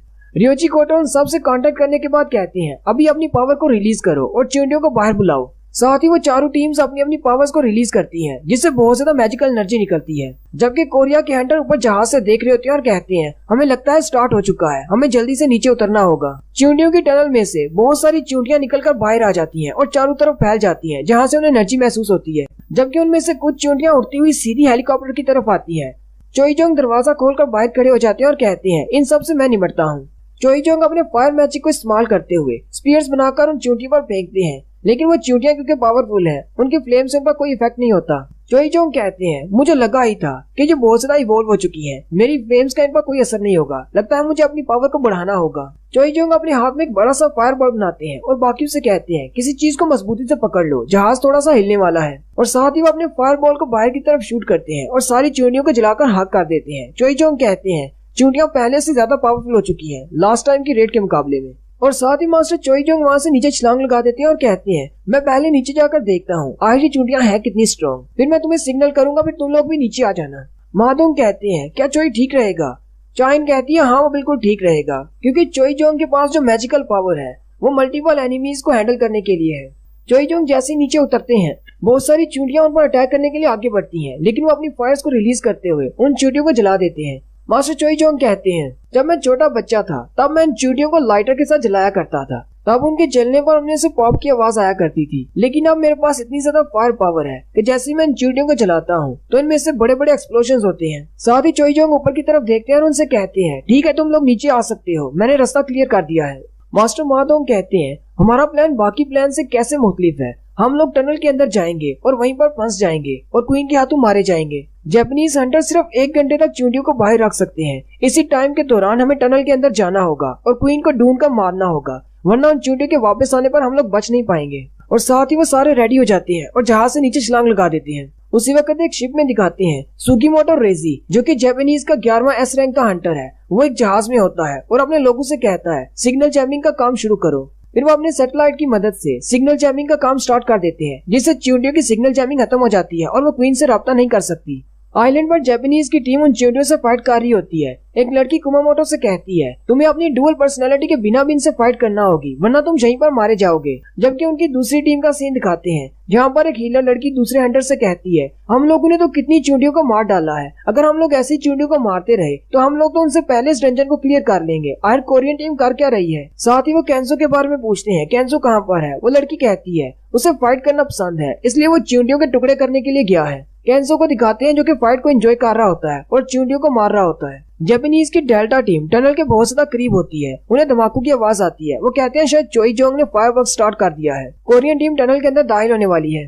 काई उसे कहता है मेरा आइस मैजिक और उसका फ्लेम मैजिक, तुम्हें क्या लगता है अगर हम दोनों के दरमियान फाइट हो तो कौन जीतेगा। चोईजोंग ने अपनी मैजिकल पावर्स को इस्तेमाल करते हुए टनल के ऊपर एक फायर नेट बनाया होता है ताकि चींटियां ऊपर के रास्ते से नीचे न आ सके। वो सारे लोग उस टनल के अंदर चले जाते हैं। चोईजोंग उनसे कहता है, मेरे फायर मैजिक के नेट को बी रैंक से नीचे की जितनी भी चींटियां होंगी वो पार नहीं कर पाएंगी, लेकिन इससे पावरफुल चींटियां इसको तोड़कर अंदर आ सकती हैं। साथ ही चोईजोंग नीचे बैठ जाता है और कहता है, मुझे इंटरेस्ट के लिए सर्च करना होगा, चलो देखते हैं क्वीन कौन से केव में है। चोईजोंग अपने पास से बहुत सारे फायर बॉल्स क्रिएट करता है और उन्हें उन सारी केव्स के अंदर छोड़ देता है। उसके फायर बॉल्स जैसे केव्स के अंदर जाते हैं वो दूसरी वाली केव से बाहर निकल आते हैं, यानी वो सारे एक केव से दाखिल होकर दूसरी केव से बाहर आ जाते हैं। चोईजोंग उनसे कहता है, चींटियों की सारी टनल्स मेज की तरह है, अगर हम लोग यहाँ पर चलते रहे तो पता नहीं भटक जाएंगे या फिर वापस इसी जगह पर पहुंच जाएंगे और हमें क्वीन कभी भी नहीं मिलेगी। उसी वक्त उनके सामने एक केव होती है जिसके अंदर फायरबॉल नहीं जा रहा होता। चोईजोंग कहता है, मुझे लगता है कि क्वीन इसी टनल में है, हमें इसी टनल में जाना होगा। यूनहू चोईजोंग की तरफ देखते हैं और कहते हैं, ये तो वाकई में एक रिलायबल टीममेट है। चोईजोंग उनसे कहता है, चलो फिर टनल के अंदर चले। उसी वक्त मेनलैंड का एक सीन दिखाते हैं। जिन्हू अपनी डेली क्वेस्ट को पूरा कर रहा होता है। उसने 10 किलोमीटर की दौड़ कंप्लीट की होती है। जिन्हू जिस पार्क में खड़ा होता है कहता है, यहाँ पर वैसे तो बहुत सारे लोग होते हैं लेकिन आज यहाँ पर कोई भी नहीं है। लगता है जेचू आइलैंड की रेड स्टार्ट हो चुकी है और वो सारे लोग जेचू आइलैंड की रेड ही देखने बैठे हैं। जिन्हू कहता है, कोरिया के और जापान के एस रैंक के हंटर्स वाकई में बहुत ज्यादा स्ट्रॉन्ग है, इसलिए मुझे उस रेड को देखने का कोई शौक नहीं। अगर मैं उनके साथ नहीं भी गया तो कोई बात नहीं, मुझे लगता है कि वो सारे इतने ज्यादा स्ट्रॉन्ग तो हैं कि वो इस रेड को कंप्लीट कर सकते हैं। साथ ही जिन्हू कहता है, लेकिन अगर कुछ बुरा हो गया तो फिर मैं कुछ नहीं कह सकता कि उनके साथ क्या होगा। और यहीं पर हमारी एपिसोड 53 का एंड होता है। एक्सप्लेनेशन अच्छी लगी हो तो कमेंट करके जरूर बताएं। चैनल को सब्सक्राइब कर दें, वीडियो को लाइक और शेयर कर दें। शुक्रिया। हेलो गाइस, कैसे हैं आप सब लोग। एपिसोड 54 के साथ हाजिर हूँ। अभी तक जिसने मेरे चैनल को सब्सक्राइब नहीं किया हुआ, चैनल को सब्सक्राइब कर दें, वीडियो को लाइक और शेयर कर दें। शुक्रिया। जेचू आइलैंड की रेड जारी होती है। टनल के अंदर उनका सामना बड़ी बड़ी एंट्स के साथ होता है। चोईजोंग कहते हैं, रास्ते में हमने जितनी भी एंट्स को मारा है इस जैसी एंट्स हमने पहले नहीं देखी। जबकि रीपर गिल्ड के मास्टर लिम तायो से कहते हैं, मुझे लगता है शायद ये क्वीन के रॉयल गार्ड्स होंगे, लेकिन अगर ये रॉयल गार्ड है फिर भी ये बहुत ज्यादा कमजोर है। जरा इनकी आंखों की तरफ तो देखो, अंधेरे में इस तरह की आंखें बहुत ज्यादा काम आती हैं। मुझे लगता है ये सिर्फ टनल को गार्ड करने के लिए है, ये रॉयल गार्ड्स नहीं है। लिम तायो से कहते हैं, अगर ये रॉयल गार्ड्स नहीं है तो फिर तो इनको मारना हमारे लिए कोई मुश्किल नहीं। ब्यांगू यूनहू से कहता है, क्या तुम्हें वाकई में लगता है कि क्वीन यहीं पर होगी? क्योंकि हिस्ट्री में बहुत सारे ऐसे केसेस हैं जहाँ पर किंग या क्वीन अपने लोगों को छोड़कर भाग जाती है जब भी मुश्किल आती है। यूनहू से कहता है, ये सारी तो बेवकूफ चींटियां हैं, इनको क्या पता कि कैसे भागना है, और वैसे भी ये एक आइलैंड है, वो भागकर कहाँ जाएंगे। जबकि उनका कैमरामैन सोच रहा होता है, यहाँ पर तो बहुत ज्यादा अंधेरा है, क्या मेरा कैमरा सब कुछ रिकॉर्ड करेगा या नहीं। क्या पता एसोसिएशन वालों ने मुझे कुछ अच्छा कैमरा दिया हो। फिर वो आगे चलना शुरू करते हैं। जैसे ही वो थोड़ा सा आगे जाते हैं, वो टनल आगे जाकर एक बड़ा सा रूम बन जाती है जहाँ पर चींटियों के अंडे रखे होते हैं। चोईजोंग अपने फायर मैजिक से लाइट जलाते हैं और कहते हैं, यहाँ पर तो बेशुमार अंडे पड़े हुए हैं। वो कहते हैं, अगर अंडे यहाँ पर है तो इसका मतलब क्वीन भी यहीं आसपास होगी। चोईजोंग कहते हैं, मुझे लगता है कि वो चींटियां जिनका सामना हमने पहले किया वो इन अंडों के रखवाले थे। मैं अभी इन सारे अंडों को जला देता हूँ। चाइन चोईजोंग से कहती है, जरा एक मिनट रुको, वहाँ सामने देखो एक बड़ा सा अंडा पड़ा हुआ है और वो फूट चुका है। ब्यांगू उसकी तरफ देखकर घबरा जाता है और कहता है, ये किसी चींटी का अंडा नहीं हो सकता, चींटियों के अंडे तो छोटे हैं, या तो ये कोई रॉयल गार्ड है या फिर किसी और किस्म का कोई मॉन्स्टर है। यूनहू से कहते हैं, हमें सिर्फ क्वीन को मारना है, बाकी सब चीजों को छोड़ दो। उसी वक्त टनल के बाहर का सीन दिखाते हैं। शिमिजू केंजो को देखकर कहती है, केंजो तुम वापस आ गए और अपने साथ तोहफा भी लेकर आए हो। केंजो ने अपने हाथ में चींटियों के टुकड़े पकड़ रखे होते हैं और वो काफी ज्यादा जख्मी होता है। केंजो शिमिजू से कहता है, मुझे लगता है कि इनका कोई प्लान था, ये चारों तरफ से मुझ पर अटैक कर रहे थे। मैंने तकरीबन 30 चींटियों को तो मार ही डाला होगा, लेकिन उन्हें मुझे जख्मी कर दिया। मेरा कंधा और मेरी हिप जख्मी हो चुकी है, मुझे जल्दी से हील कर दो। शिमिजू से कहती है, मैं तुम्हें हील करूंगी, लेकिन मेरी एक कंडीशन है। केंजो से कहता है, शिमिजू अपनी बकवास बंद करो, जल्दी से मुझे हील करो। शिमिजो से कहती है, लेकिन मुझे तुमसे कुछ चाहिए, मुझे पैसे नहीं चाहिए, मुझे तुमसे कुछ और चाहिए। केंजो से कहता है, तुम्हारे पास मेरे से भी ज्यादा पैसा है, तुम्हें क्या चाहिए मुझसे, तुम अपने पैसे से क्यों नहीं खरीद लेती। केंजो पीछे की तरफ देखता है तो और भी चींटियां आ रही होती हैं। केंजो शिमिजो से कहता है, चलो अब जल्दी करो, मुझे जल्दी से हील कर दो, चींटियां यहाँ पर आ रही हैं। केंजो जैसे पीछे की तरफ देखता है उसे कहता है, अच्छा जल्दी से बताओ तुम्हें क्या चाहिए। उसी वक्त शिमिजो के पास से ब्लड निकलता है और केंजो और साथ में दूसरा हंटर दोनों जो देखकर हैरान हो जाते हैं, क्योंकि शिमिजो मर चुकी होती है और उन दोनों को कुछ भी नजर नहीं आता। केंजो दूसरे से कहता है, कोई मॉन्स्टर हमारे बहुत ज्यादा करीब है। और उसी वक्त एक मॉन्स्टर उड़ता हुआ आता है और तेजी के साथ केंजो के पास से गुजर जाता है। और जैसे ही वो वापसी की तरफ आता है तो साथ ही केंजो की गर्दन भी उड़ा देता है और इसी के साथ शिमिजो और केंजो दोनों मारे जाते हैं, जबकि तीसरा हंटर चिल्ला रहा होता है, वो अपनी तलवार निकालकर ऐसी हवा में अटैक करना शुरू कर देता है क्योंकि उसे कुछ भी दिखाई नहीं दे रहा होता। और नेक्स्ट सीन में हम उसकी टूटी हुई तलवार उसकी कटी हुई गर्दन देखते हैं और यहाँ पर जापानीज की एक पूरी टीम सिर्फ एक ही मॉन्स्टर के हाथों मारी जाती है। जबकि टनल के अंदर हमारी कोरियन हंटर्स की टीम का सामना रॉयल गार्ड से होता है। मादुंग अपनी शील्ड के साथ एक बॉडीगार्ड को रोककर खड़े होते हैं। मादुंग को उसके सामने काफी ज्यादा मुश्किल हो रही होती है। मादुंग कहते हैं तो ये क्वीन के पर्सनल बॉडीगार्ड्स हैं, इनमें से हर एक एंड एस रैंक के बराबर है, लेकिन ये मॉन्स्टर्स हैं तो मॉन्स्टर्स ही, इनके पास दिमाग नहीं होता। ये दूसरे हंटर्स की तरह फाइटिंग स्किल्स और टैक्टिक्स को इस्तेमाल नहीं कर सकते। मास्टर मादोंग उसे पीछे की तरफ धकेलते हैं और साथ ही चाइन से कहते हैं अभी अटैक करो। चाइन ऊपर की तरफ से जंप करते हुए उस चींटी के सर में अपनी तलवार धंसा देती है और उस तलवार के ऊपर बैठकर उस तलवार पर अपना वजन डालते हुए चींटी को नीचे तक काट देती है। चाइन जैसे नीचे उतरती है उसी वक्त एक और रॉयल गार्ड आ जाता है। चाइन उस पर भी अपनी तलवार से अटैक करती है और अपनी तलवार से उसको काट देती है। चाइन कहती है ये एंड्स तो काफी ज्यादा स्ट्रॉन्ग है, जितना हमने सोचा था उससे ज्यादा। मादोंग कहते हैं ये बात तो सच है कि रॉयल गार्ड्स बहुत ज्यादा पावरफुल है आम एंड्स के मुकाबले में, लेकिन चलो ये अच्छी बात है कि ये ज्यादा नहीं है। ब्यांगू सारे हंटर से कहता है अपनी इंजरीज को लेकर परेशान होने की जरूरत नहीं, अपनी फुल पावर को इस्तेमाल करो, मैं तुम लोगों को हील कर दूंगा। युनहू से कहता है चलो कम से कम तुम डर कर भाग तो नहीं रहे। ब्यांगू युनहू से कहता है और तुम भी पागलों की तरह इन चींटियों पर अटैक नहीं कर रहे, ये भी अच्छी बात है। उसी वक्त ब्यांगू एक मरी हुई चींटी के सर को फोड़ देता है और कहता है तुम लोगों को नहीं पता ये चींटियां अपने कटे हुए सर के साथ भी काफी देर तक जिंदा रह सकती हैं, इनको मुकम्मल तौर पर खत्म करो नहीं तो मुझे काम करना पड़ेगा। वो लोग वहाँ पर मौजूद सारी चींटियों को मार देते हैं और कहते हैं हम लोग अभी तक क्वीन तक नहीं पहुँचे, लेकिन रॉयल गार्ड से हमारा सामना हो चुका है। लास्ट टाइम तो यही रॉयल गार्ड से, लेकिन लास्ट टाइम ये क्वीन के पास थे। हो सकता है शायद सेकंड जनरेशन वालों ने इनको रिप्लेस कर दिया हो और क्वीन के नए रॉयल गार्ड्स अभी भी जिंदा हो। ब्यांगू से कहता है अगर ऐसी बात है तो मैं तुम्हें एक बफ देता हूँ जिससे तुम्हारी स्ट्रेंथ बढ़ जाएगी। वो अपनी मैजिकल पावर्स को इस्तेमाल करते हुए उन सब की पावर्स को डबल कर देता है। वहीं पर उनके सामने चींटियों की एक पूरी आर्मी होती है। वो सारे फैसला करते हैं चलो हम सब लोग सिर्फ 10-10 चींटियों से निपटते हैं। ब्यांगू से कहता है मेरा फाइटिंग स्टाइल इतना अच्छा नहीं है तो मेरे लिए भी 1-2 छोड़ देना। युनहू ब्यांगू से कहता है तुम्हें क्या लगता है मैं एक हीलर को फाइट करने दूंगा? तुम हमें हील कर रहे हो और हमें बफ्स दे रहे हो, इतना ही काफी है, फाइट हम पर छोड़ दो, तुम पीछे रहकर एंजॉय करो। टनल के बाहर का सीन दिखाते हैं। जापानीज की एक और टीम केंजो और शिमिजो की टीम को चेक करने के लिए जाती है क्योंकि उनसे उनका राब्ता नहीं हो रहा होता। थोड़ी देर के बाद वो लोग उस जगह पर पहुंच जाते हैं, लेकिन वहाँ पर कुछ भी नहीं होता, उनकी डेड बॉडीज भी नहीं होती। वो लोग कहते हैं यहाँ पर तो बहुत सारी चींटियां मरी पड़ी हैं, यानी यहाँ पर कोई फाइट हुई है, लेकिन यहाँ पर वो लोग क्यों नहीं है, आखिर वो कहाँ चले गए। उसी वक्त उन्हें वहाँ पर ब्लड में लिपटा हुआ एक हंटर का चश्मा नजर आता है। जैसे ही वो उठकर थोड़ा सा सामने की तरफ देखते हैं तो सामने डेड बॉडीज पड़ी होती हैं और वो बहुत ज्यादा हैरान हो जाते हैं। जबकि वो मास्क वाला बंदा जो कि हंटर्स की स्मेल को महसूस कर सकता है वो जल्दी से अपने मास्क को उतार देता है और वहीं पर उल्टी करना शुरू कर देता है और कहता है इतनी गंदी स्मेल कहाँ से आ रही है, ये तो किसी बहुत ज्यादा पावरफुल क्रीचर की स्मेल है, मैंने इतनी पावरफुल स्मेल पहले कभी महसूस नहीं की। उसी वक्त उसे सामने कुछ नजर आता है और वो पागलू की तरह अपने आइस मैजिक को अनलीश करता है और अपने सामने एक डबल लेयर शील्ड क्रिएट कर लेता है। लेकिन वो मॉन्स्टर उसके शील्ड को तोड़ते हुए आगे की तरफ बढ़ता है और 3 स्लैशेस लगाते हुए उसकी आइस के साथ ही उसको काट देता है और इसी के साथ जापानीज के 2 और हंटर मारे जाते हैं। नेक्स्ट सीन फिर से टनल के अंदर का होता है। वो लोग कहते हैं इन सारी एंड्स पर तो हमारा बहुत ज्यादा टाइम जाया हो गया, जबकि चोई जोंग उनसे कहता है मुझे लगता है सिर्फ 5 मिनट ही लगे होंगे। युनहू कहता है ये सब कुछ ब्यांगू की वजह से हुआ है, उसने अपने बफ से हमारी पावर को इंक्रीज कर दिया है। युनहू चाइन की तरफ देखता है और कहता है सिर्फ 5 मिनट की फाइट में मुझे लगता है कि चाइन ने मुझसे ज्यादा चींटियों को मारा है। और यहीं पर वो बताते हैं कि टनल में आए हुए उन्हें तकरीबन 15 मिनट हो चुके हैं और उन्हें जल्दी से ये काम खत्म करना होगा। उसी वक्त चाइन उनसे कहती है मुझे कुछ महसूस हो रहा है, मुझे कुछ स्मेल हो रहा है, लगता है शायद सामने वाले रूम में क्वीन है। युनहू अपने बीस्ट मोड में जाता है और बीस्ट आइज को इस्तेमाल करते हुए सामने के एरिया को स्कैन करता है और उनसे कहता है ये बात कंफर्म है, सामने वाले रूम में क्वीन है और उसके साथ उसके रॉयल गार्ड्स भी हैं। क्वीन सबसे पीछे खड़ी है जबकि उसके पास 8 बॉडीगार्ड्स भी हैं जो उसके सामने खड़े हैं और उन सारे बॉडीगार्ड्स का रैंक भी एस के बराबर है। तुम सारे लोग उन बॉडीगार्ड्स को अपने साथ फाइट में बिजी रखना, मैं क्वीन से फाइट करूंगा। जबकि मादोंग चाइन से कहते हैं क्वीन के साथ मैं फाइट करूंगा, तुम उस क्वीन के रॉयल गार्ड्स को संभाल लेना। चाइन उनसे कहती है ठीक है।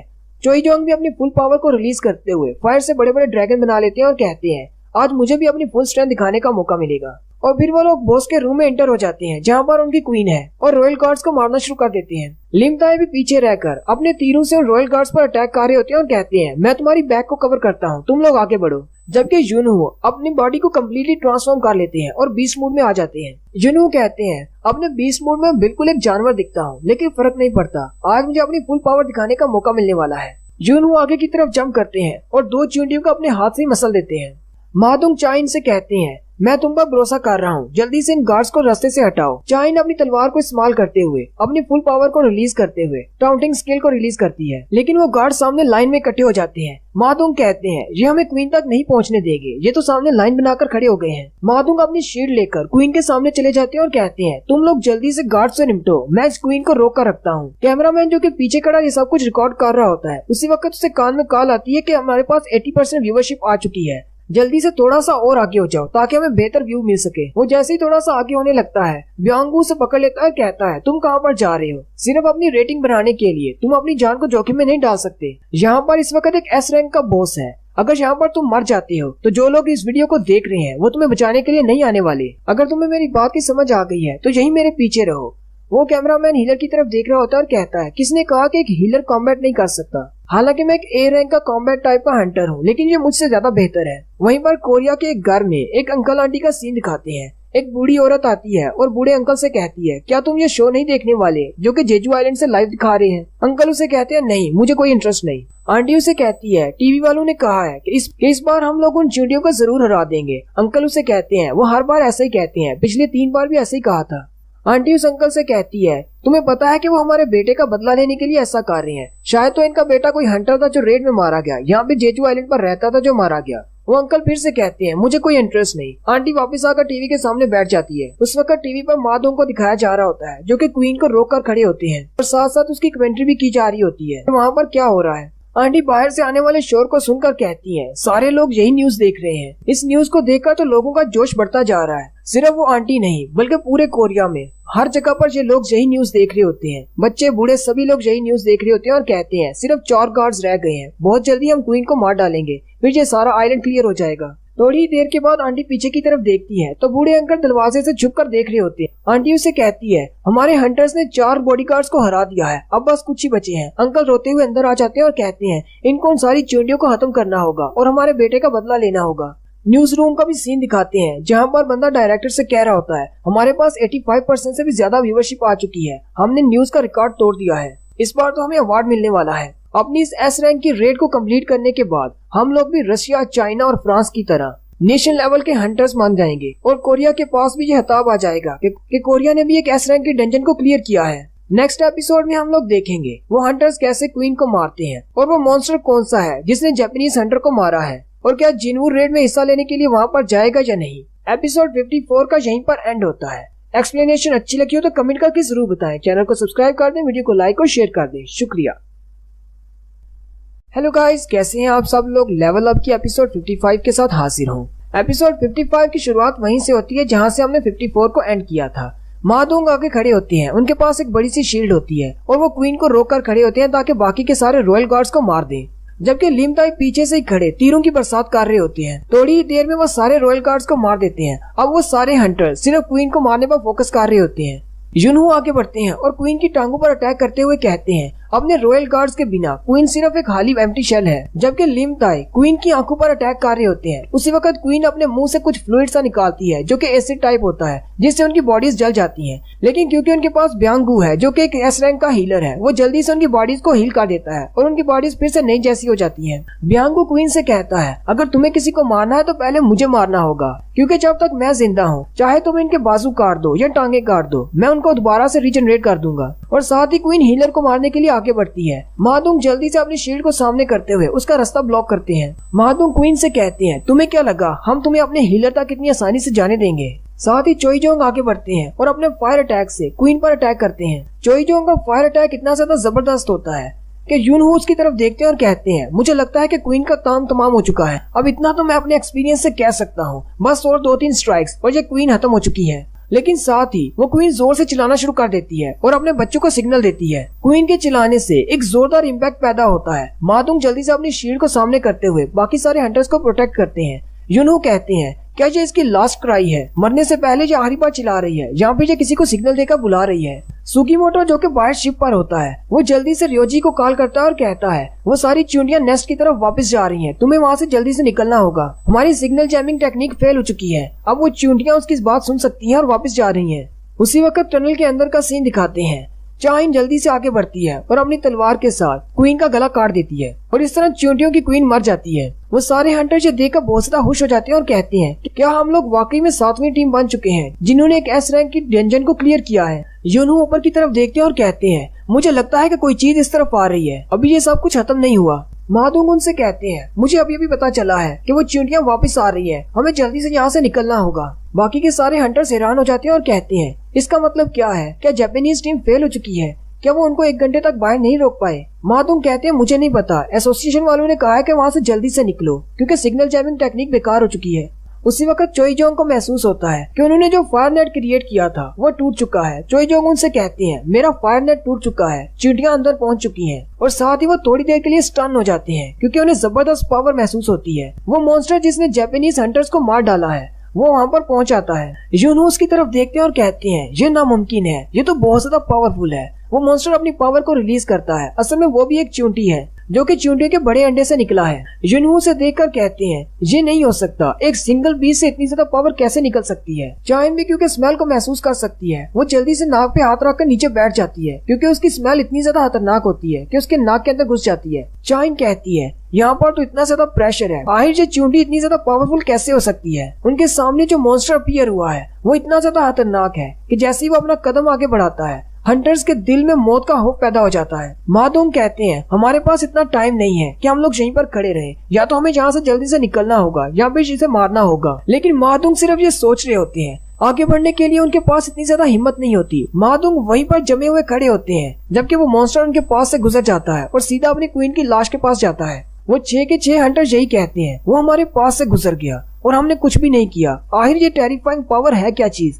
वो चींटी जैसे ही अपनी क्वीन के पास जाती है और भी ज्यादा गुस्सा हो जाती है और अपनी पावर को रिलीज करती है। उसकी पावर का प्रेशर इतना ज्यादा होता है कि वो सारे हंटर्स नीचे गिर जाते हैं। फिर वो चींटी पीछे की तरफ देखती है। सबसे पहले वो चाइन को अपना निशाना बनाती है और तेजी के साथ चाइन के पीछे चली जाती है और साथ ही चाइन की कमर में एक जोरदार मुक्का मारती है जिससे चाइन सामने वाली दीवार के साथ जाकर टकराती है और इसी के साथ एक एस रैंक की हंटर इतनी ज्यादा जख्मी हो जाती है कि दोबारा उठ ही नहीं पाती। ये देखकर मादुंग बहुत ज्यादा गुस्सा हो जाते हैं और चिल्लाकर हंटर चा की तरफ जाने लगते हैं, लेकिन उसी वक्त वो चींटी उनके पीछे पहुंच जाती है।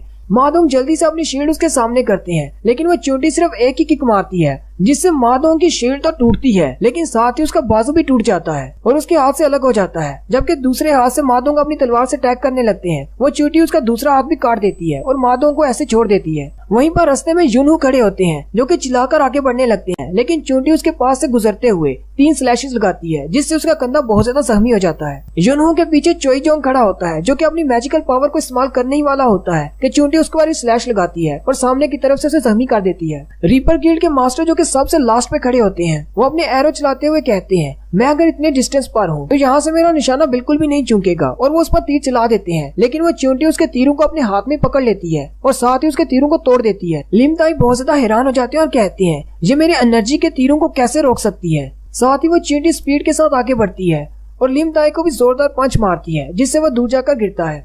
उसी वक्त मादुंग फिर से आगे बढ़ते हैं और अपने कंधे के साथ चींटी को धक्का देते हैं और कहते हैं तुम्हें क्या लगा, मेरे हाथ काट दिए, तुम्हें बेकार हो गया। साथ ही मिन बियोंग अपनी हीलिंग पावर को इस्तेमाल करते हुए मादुंग के बाजू को दोबारा से रीजनरेट कर देता है। मिन बियोंग ने अपने कैमोफ्लेज मूड को एक्टिवेट किया होता है और कहता है ये तो मेरा कैमोफ्लेज मूड है जिसकी वजह से उस मॉन्स्टर को मेरे बारे में पता नहीं चल रहा और मैं सबसे पीछे खड़ा रहकर उन सबको हील कर रहा हूँ। लेकिन मेरे इस कैमोफ्लेज की एक वीकनेस है, मैं अपनी जगह से नहीं हट सकता, अगर मैं हटूंगा तो मेरा कैमोफ्लेज खत्म हो जाएगा। मादुंग आगे बढ़ते हैं और चींटी के साथ फाइट करना शुरू कर देते हैं, जबकि मिन बियोंग कह रहा होता है अगर वो मुझे मारना भी चाहे तो उससे पहले मुझे ढूंढना होगा, जितनी देर तक मैं जिंदा हूँ मैं अपनी टीम को मरने नहीं दूंगा। वो चींटी मादुंग को टांग से पकड़ती है और पंखे की तरह घुमाते हुए दीवार के साथ पटका देती है। मादुंग फिर से सीरियसली जख्मी हो जाते हैं। जैसे बियांगू से फिर से हील करने की कोशिश करता है उसी वक्त चींटी को पता चल जाता है कि बियांगू कहाँ पर खड़ा है। बियांगू उसकी तरफ देखता है तो बहुत ज्यादा घबरा जाता है क्योंकि चींटी सिर्फ उसी की तरफ देख रही होती है। बियांगू कहता है मेरा कैमोफ्लेज मूड एक्टिवेटेड है, उसे नहीं पता कि मैं कहाँ पर हूँ।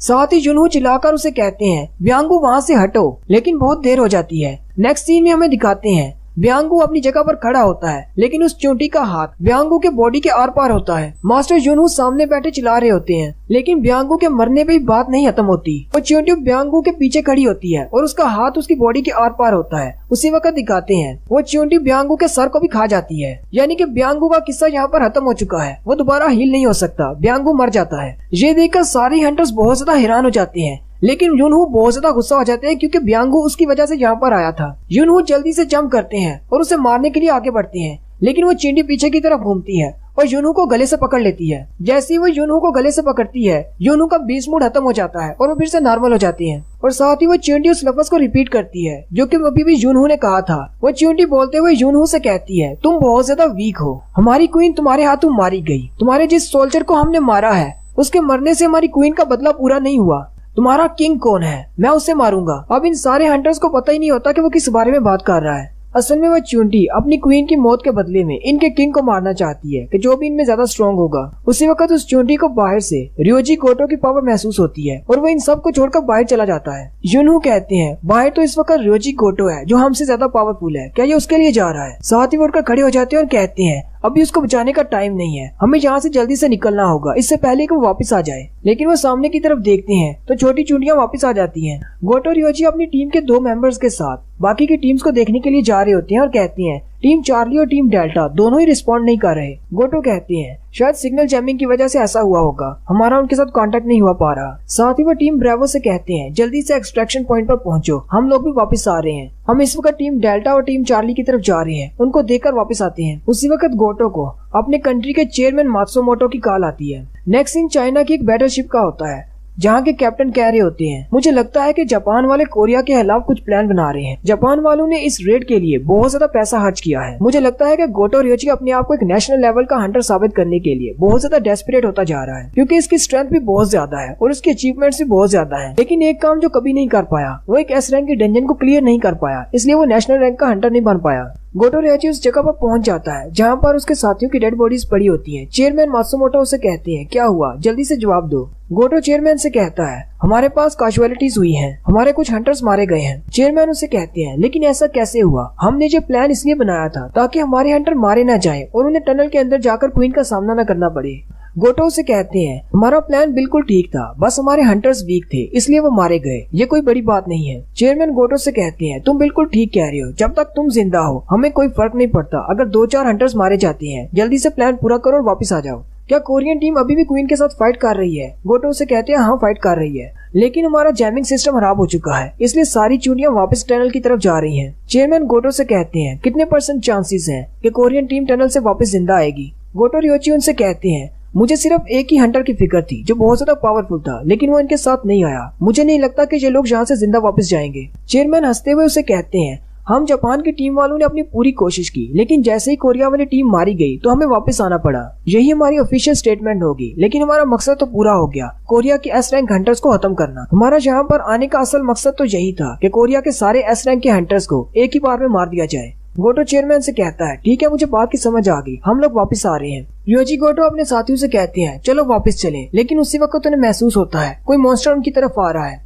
गोटो जल्दी से अपनी तलवार को सामने की तरफ करते हुए उसके अटैक को ब्लॉक करते हैं। गोटो अपने दोनों साथियों से कहते हैं, ये कोई ऑर्डिनरी एंट नहीं है, जल्दी से यहाँ से निकल जाओ, तुम लोग इसके सामने नहीं टिक पाओगे, जाकर ब्रेवो टीम को ज्वाइन करो, मैं इसका सामना करता हूँ। ये दुश्मन बहुत ज्यादा स्ट्रॉन्ग है, अगर तुम यहाँ पर रहे तो तुम लोग मेरे रास्ते में आ जाओगे, जल्दी से यहाँ से निकल जाओ। और यहीं पर हमारी एपिसोड 55 का एंड होता है। एक्सप्लेनेशन अच्छी लगी हो तो कमेंट करके जरूर बताएं, चैनल को सब्सक्राइब कर दें, वीडियो को लाइक और शेयर कर दें, शुक्रिया। हेलो गाइस, कैसे हैं आप सब लोग? लेवल अप के एपिसोड 56 के साथ हाजिर हूँ। आप लोगों से रिक्वेस्ट है कि जिन लोगों ने अभी तक मेरे चैनल को सब्सक्राइब नहीं किया हुआ, मेरे चैनल को सब्सक्राइब कर दें, वीडियो को लाइक और शेयर कर दें, शुक्रिया। लास्ट एपिसोड के एंड पे हमने देखा था तो पावरफुल चींटी कोरिया के हंटर्स को छोड़कर बाहर चली जाती है, क्योंकि उसे महसूस होता है कि गोटो रियोजी उनका किंग है, क्योंकि वो बहुत ज्यादा पावरफुल है। गोटो रियोजी अपने साथियों से कहता है, ये मॉन्स्टर तुम्हारे लेवल का नहीं है, तुम यहाँ से चले जाओ और जाकर ब्रेवो टीम को ज्वाइन करो, मैं इसका सामना करता हूँ। रियोजी अपनी पावर को रिलीज करते हुए कहता है, एक चींटी के लिए ये पावर तो बहुत ज्यादा है। वो चींटी गोटो से पूछती है, क्या तुम इंसानों के किंग हो? गोटो कहता है, ये चींटी तो बात कर रही है। साथ ही गोटो कहता है, तुम्हें किंग चाहिए? हाँ, मैं ही इंसानों का किंग हूँ। अब गोटो को तो नहीं पता होता कि वो चींटी किंग को मारने के लिए आई है और वो बहुत ज्यादा गुस्से में है। वो जल्दी से अपनी पावर को रिलीज करती है। गोटो कहता है, ये प्रेशर, ये पावर मैंने पहले भी महसूस की है। उसे जिन्हों की याद आ रही होती है। और नेक्स्ट सीन जो हमें दिखाया जाता है उसमें गोटो रियोजी की तलवार के 2 टुकड़े दिखाते हैं और साथ में उसका कटा हुआ सर। यहाँ पर गोटो रियोजी की कहानी भी खत्म हो जाती है। एक नेशनल लेवल का हंटर बनने के चक्कर में वो एक डेड बॉडी बन जाता है। नेक्स्ट सीन फिर से टनल के अंदर का होता है, जहाँ पर हमारे कोरियन हंटर्स को उन चूंटी के सामने बहुत ज्यादा मुश्किल का सामना करना पड़ रहा होता है, क्योंकि वो सारे ही जख्मी होते हैं और उनका हीलर भी मर चुका है। युनहू चोईजोंग से कहता है, क्या तुम अपनी फायर को इस्तेमाल नहीं कर सकते? चोईजोंग कहता है, अगर मैंने ज्यादा फायर का इस्तेमाल किया तो इस टनल के अंदर सारी ऑक्सीजन इस्तेमाल हो जाएगी और हम लोग दम घुटने से मर जाएंगे। युनहू कहते हैं, हम सब लोग भी बहुत ज्यादा जख्मी हैं। ब्यांगो हमारे लिए जितना कर सकता था उसने किया, लेकिन हम सब की हालत बहुत ज्यादा खराब है, चोईजोंग को छोड़कर, जो अपनी फ्लेम्स को इस्तेमाल कर सकता है। चोईजोंग अपनी फ्लेम्स को इस्तेमाल करते हुए उन एंड्स को अपने करीब आने से रोक रहा होता है। उसने एक फायर बैरियर क्रिएट किया होता है, लेकिन वो चूंटियां बहुत ज्यादा होती हैं और चोईजोंग अपनी फुल पावर भी इस्तेमाल नहीं कर सकता, इसलिए वो उनके बहुत ज्यादा करीब पहुंच जाती है। युनहू कहते हैं, मुझे लगता है कि हमारा सफर यहीं पे खत्म होने वाला है, अब हम इससे ज्यादा और कुछ भी नहीं कर सकते। उसी वक्त उनके सामने एक शैडो सोल्जर निकलता है, जो कि जिन्हू का शैडो सोल्जर है। युनहू उसे देखकर बहुत ज्यादा हैरान हो जाते हैं और कहते हैं, आखिर जो ब्लैक वॉरियर है क्या चीज? और उसी शैडो के जरिए से जिन्हू मेनलैंड में खड़ा ये सब कुछ देख रहा होता है। ये सब कुछ देखकर जिन्हू की आंखें चमकना शुरू हो जाती हैं और जिन्हू कहता है, एक्सचेंज, यानी कि वो अपने शैडो के साथ अपनी बॉडी को एक्सचेंज कर लेता है और उस बैटलफील्ड पर चला जाता है। जिन्हू के वहाँ पर एंट्री मारने से पहले ही वो कैमरामैन कहता है, मुझे यकीन नहीं होता, मैंने यहाँ पर आने से पहले अपने डैड के साथ जो आखिरी बात की वो ये थी कि उन्होंने डिनर किया या फिर नहीं। काश मैं अपने डैड के साथ और भी ज्यादा देर बात कर सकता। और साथ ही वो अपनी आंखें बंद कर लेता है, क्योंकि एक चूंटी उसके बहुत ज्यादा करीब पहुंच चुकी होती है और उसे लगता है कि वो मरने वाला है। लेकिन चूंटी के उस कैमरामैन के करीब पहुंचने से पहले ही इग्रिस की तलवार उस चूंटी के आर पार होती है, जबकि ब्रॉडकास्ट रूम में बैठे हुए डायरेक्टर भी सर पे हाथ रख के कहते हैं, आज यहाँ पर हो क्या रहा है? वहाँ पर सिर्फ एक चूंटी है, जिसकी वजह से हमारे सारे एस रैंक के हंटर्स मरने वाले हैं। असिस्टेंट भागता हुआ आता है और चीफ से कहता है, डायरेक्टर, हमारे पास इतनी ज्यादा कॉल्स आ रही हैं, मुझे लगता है कि हमारा कम्युनिकेशन सिस्टम ठप हो जाएगा। वो लोग जानना चाहते हैं आखिर हंटर्स के साथ क्या हो रहा है और हमने ब्रॉडकास्ट को बीच में क्यों रोक दिया है। डायरेक्टर उसे कहते हैं, अब तुम क्या चाहती हो? मैं अपने हंटर्स को मरता हुआ लाइव टीवी पर दिखा दूं? ये बात तुम भी जानते हो कि वो सारे वहाँ पर मरने वाले हैं। उसी वक्त एक बंदा जो कि मॉनिटर कर रहा होता है, वो डायरेक्टर से कहता है, डायरेक्टर यहाँ पर आकर देखे, बैटलफील्ड पर बहुत सारे शैडो वॉरियर्स आ गए हैं। डायरेक्टर जल्दी से भागते हुए उसके पास आते हैं और कहते हैं, ये तुम क्या बकवास कर रहे हो? चलो मुझे भी देखने दो। डायरेक्टर ये देखकर बहुत ज्यादा हैरान हो जाते हैं और अपने बंधु से कहते हैं, जल्दी से ब्रॉडकास्ट को रेडी करो और इस न्यूज को लाइव दिखाओ। उनका एडिटर उनसे कहता है, लेकिन अगर हम इसको लाइव चलाएंगे तो 10 मिनट का गैप खत्म हो जाएगा और हम किसी चीज को भी कट नहीं कर पाएंगे। डायरेक्टर उसे कहता है, हम लोग पहले ही अपने ब्रॉडकास्ट को एक बार रोक चुके हैं, तुम जल्दी से इसको स्टार्ट करो और सारे लोगों को दिखाओ और साथ में लोगों को बताओ कि अब हमारी किस्मत का फैसला इस लड़के के हाथ में है। और जिन्हू भी बैटलफील्ड पर अपीयर हो जाता है और साथ ही अपने शैडो मॉन्स्टर्स को भी बाहर निकाल लेता है। एक तरफ जिन्हू और उसके शैडो सोल्जर्स होते हैं, जबकि दूसरी तरफ सारी एंट्स होती हैं। बैरन को हराने पर, जो कि डीमन किंग था, उसको हराने पर जिन्हू को उसके दोनों ब्लेड्स मिल जाते हैं। जिन्हू वही दोनों ब्लेड्स निकालता है और फाइट के लिए रेडी हो जाता है।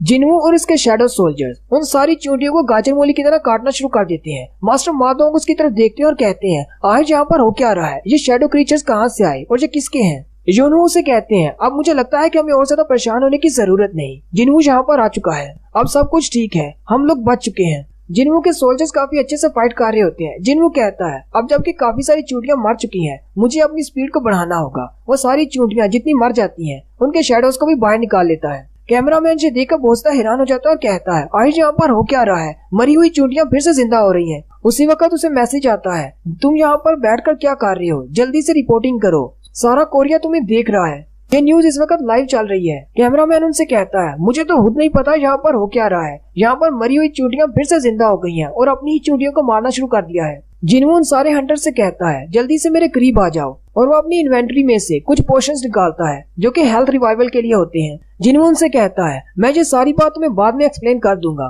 पर अभी के लिए इसको पी लो। वो लोग जैसे ही उन पोशंस को पीते हैं, उनके सारे वुंड्स भर जाते हैं और फिर से ठीक हो जाते हैं। लेकिन चाइन बहुत ज्यादा जख्मी होती है। मादूम कहते हैं, ये अभी तक ठीक क्यों नहीं हो रही? इसने भी पोशन पी लिया है। जिन्हू कहता है, इसकी सिचुएशन बहुत ज्यादा खराब है, मैं अपने करंट स्किल्स के साथ इसको ठीक नहीं कर सकता। जिन्हू मास्टर मादोंग से कहता है, इससे पहले कि बाकी की चिड़ियां यहाँ पर आ जाएं, तुम्हें जल्दी से यहाँ से निकलना होगा। उसी वक्त जिन्हू को महसूस होता है कि पावरफुल मॉन्स्टर वहाँ पर आ रहा है और वो चींटी अंदर आ जाती है और कहती है, मुझे बाहर कोई भी किंग नहीं मिला। जिसको मैंने मारा है वो किंग नहीं था, वो एक धोखेबाज था। वो चींटी जिन्हू की तरफ देखती है और कहती है, क्या यहाँ पर कोई किंग है? क्या यहाँ पर कोई ऐसा है जो किंग बनने लायक है? मास्टर युनहू उसकी तरफ देखकर बहुत ज्यादा घबरा जाते हैं और कहते हैं, अगर ये वापस आ गया है तो इसका मतलब रियोजी कोटो मर चुका है। जबकि मादोंग भी उसे देखकर बहुत ज्यादा हैरान हो जाते हैं। जिन्हू उनसे कहता है, मैं चाइन को आपके हाथों में सौंप रहा हूँ, इसकी हिफाजत करना। जिन्हू आग की तरफ बढ़ता है और कहता है, मुझे उसी वक्त समझ आना चाहिए था कि गोटो रियोजी के शैडो में जो मेरा शैडो था उससे मुझे सिग्नल आने बंद हो गए। इसका मतलब गोटो रियोजी मर चुका है।